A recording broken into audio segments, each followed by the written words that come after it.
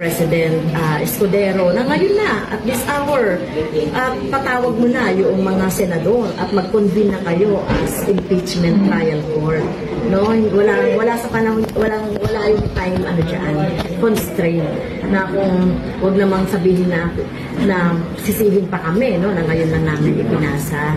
So kung kagaya ng kasabihan, kung gusto ay pwedeng gawin, di ba? Kung ayaw, maraming dahilan at maraming sinisisi. So, hinahamon ko ngayon si Senate President Escudero na, come on, i-ano mo na, no? I-convene mo na yung Senado as impeachment trial court.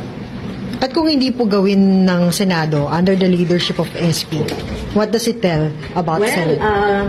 Disservice yan sa ating mga kababayan dahil malaki ang inaasahan ng mga taong bayan sa mga senador natin dahil sila lang naman ang binigyan ng konstitusyon, no?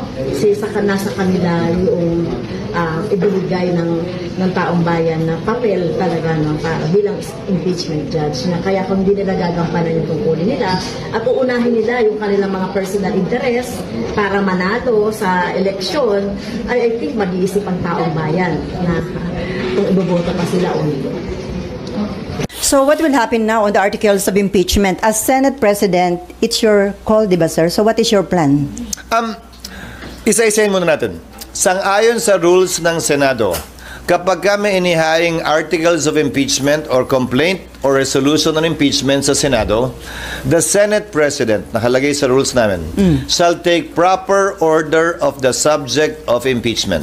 Ngayon, ano bang ibig sabihin ng shall take proper order of the subject of impeachment? Hindi nung impeachment complaint, hindi nung impeachment, but the subject of impeachment. Ibig sabihin nun, kailangan isaayos muna ng Senate President ang Senado para sa pag-conduct ng isang pagdinig o trial. Sasagutin ko rin yung isang napakinggan kong abogado na tila eksperto din daw sa mga bagay na ito.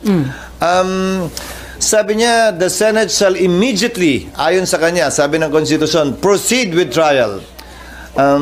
Busin na lang ng konti pero parang hindi niya nabasa yung saligang batas. Walang sinabing immediately ang saligang batas. Ang sinabi ng saligang batas ay shall forthwith proceed with trial. Ngayon, kung babalik tanawan natin, bago ko sagutin yung tanong, Sally, kukompletuhin ko na para... Okay. Kung babalik tanawan natin, may inihain na impeachment complaint noon 2011 laban kay Ombudsman Mercy Gutierrez. Inihain nyo ng March 23. Nag-adjourn